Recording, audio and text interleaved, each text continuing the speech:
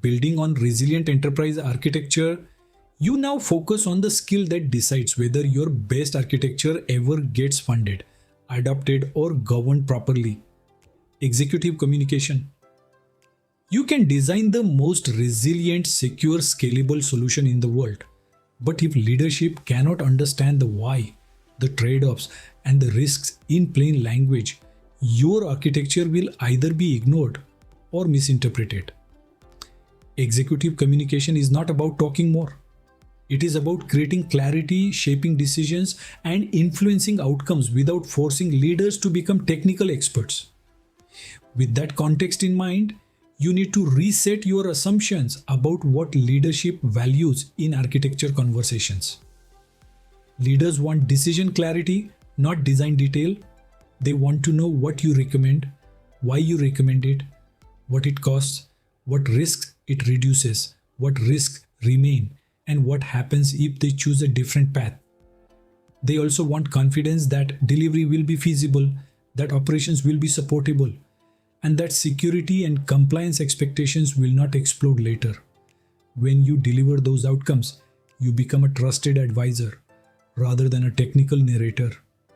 Now that you understand what leaders want, you can define your role in one sentence. You reduce uncertainty. You reduce uncertainty by turning complex technical reality into clear options with trade-offs. You reduce uncertainty by connecting architecture to business outcomes, risk posture, and operational impact. You reduce uncertainty by making implicit assumptions explicit and by showing how decisions will be governed over time. When you speak like someone who reduces uncertainty, leaders listen differently because you are solving a leadership problem, not presenting a technology lesson. With the executive promise clear, you now structure your message for how leaders think. You begin with the so what, meaning the business outcome and the reason this matters now. Instead of starting with components, you start with impact, customer trust, service continuity, regulatory confidence, speed of delivery, or cost reduction. When you start with outcomes, you earn attention and you prevent the meeting from becoming a debate about tools. Architecture then becomes the method to achieve the outcome, not the topic that competes with the outcome. With outcomes as your opening, you now use a narrative structure that leaders naturally follow. You describe the situation in plain terms, then present a small number of options, then state a clear recommendation, then explain the consequences of each choice. Consequences include cost, timeline, risk, and operational impact. This structure makes you sound decisive, not academic.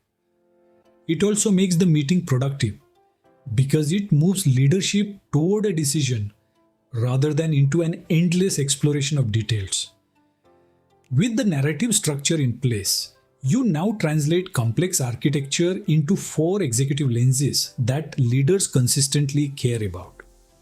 The first lens is value, meaning what improves and how you will measure it. The second lens is risk, meaning what could go wrong and what controls exist. The third lens is cost, meaning investment shape and long-term operating implications. The fourth lens is feasibility, meaning whether the organization can actually deliver and operate the solution. When you present through these lenses, your message becomes decision-ready rather than purely informative. With executive lenses established, you now avoid the most common mistake architects make, speaking in absolutes. Leaders know every decision has trade-offs, so when you present a design as if it is perfect, they stop trusting the message. Instead, you say what you are optimizing for and what you are deliberately not optimizing for. You explain what you gain and what you give up. This is how you build credibility, because credibility comes from showing that you understand the tension between speed, cost, security, resilience, and complexity. With trade-offs visible, you now communicate risk in a way that drives action rather than anxiety. You describe risk as plausible scenarios with business impact, such as what happens if a critical dependency fails, if customer data is exposed, or if privileged access is misused. You then explain what controls reduce likelihood and what design choices reduce impact. You also explain residual risk plainly and show who accepts it and when it will be reviewed. This approach keeps risk grounded and it positions you as calm and reliable during uncertainty. With risk and trade-offs explained, you now use visuals in a way that helps leaders think. Executives do not need diagrams with hundreds of boxes. They need visuals that show boundaries, responsibilities, dependencies, and the flow of value and risk. A good executive visual shows what matters, such as trust boundaries, critical service dependencies, and the staged roadmap of capability uplift. When visuals support decisions, leaders remember them and repeat them. When visuals are decorative, they confuse the room and drain confidence. With visuals positioned correctly, you now manage detail like a professional communicator. Leaders do not want every detail, but they do want the confidence that details exist when needed. You provide a clear top layer for decision making, then keep supporting depth ready for questions. If a leader asks about operations, you discuss supportability and readiness. If a leader asks about security, you discuss trust boundaries and control mapping. If a leader asks about cost, you discuss investment staging and long-term operating impact. You stay responsive without turning the meeting into a technical lecture. With detail management established, you now prepare for the moment every architect faces. Challenging questions. When a leader challenges your recommendation, you do not defend emotionally and you do not retreat into complexity. You restate the decision being made, restate the trade-offs, and confirm what matters most to the leader, such as speed, risk reduction, or cost control. Then you adjust the recommendation transparently if priorities change. This approach keeps you credible because you demonstrate that your architecture is guided by outcomes and constraints, not by personal preference. With challenging questions handled, you now recognize the core reality of your role. You often influence without direct authority. You do not always own budgets, teams, or delivery schedules. Your influence comes from clarity, consistency, trust, and the ability to make others successful. When you communicate well, delivery leaders see you as an enabler, security teams see you as a partner, and executives see you as someone who protects outcomes. Influence is earned through repeatable value, not through titles. With influence in mind, you now tailor your message without changing the underlying truth. The executive version focuses on outcomes, trade-offs, and risk posture. The delivery version focuses on constraints, patterns, and what is non-negotiable. The operational version focuses on supportability, monitoring, and incident readiness. The security and risk version focuses on trust boundaries, controls, and residual risk acceptance. You are not changing the story. You are changing the language so each stakeholder can act on the story. With the communication approach set, you can now ground it in a realistic scenario. Imagine you need executive approval to invest in resilience improvements for a customer-facing platform.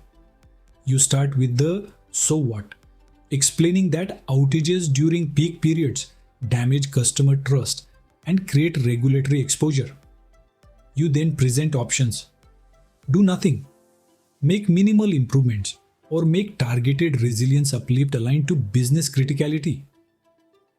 You recommend targeted uplift with staged investment, showing that risk reduces over time while delivery continues. You explain consequences clearly, including the impact of not investing, and you show how readiness and governance will prevent drip. This is how architecture becomes fundable through clarity. With the example in mind, you now do the most important executive communication move. Ask clearly for the decision. You specify what you need approved, what funding or commitment is required, what governance pathway will be used, and what success will look like. Many architects end meetings without clear decisions because they present information but never ask for approval. When you ask clearly, you respect executive time and you increase the chance that your architecture turns into action rather than endless discussion.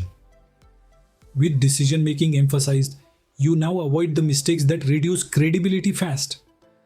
You avoid starting with technical details before outcomes. You avoid presenting too many options without a recommendation. You avoid hiding trade-offs to keep everyone comfortable. You avoid using jargon and abbreviations that leaders do not use. You avoid overselling certainty when uncertainty exists. And you avoid ending without a clear decision request. Avoiding these mistakes makes your communication feel mature, and maturity is what leaders trust. Let's now discuss the key takeaways from what you learned so far, so you can present architecture to leaders with clarity and influence. Executive communication works when you reduce uncertainty by starting with outcomes, presenting a small set of options, making a clear recommendation, and explaining consequences in terms of value, risk, cost, and feasibility.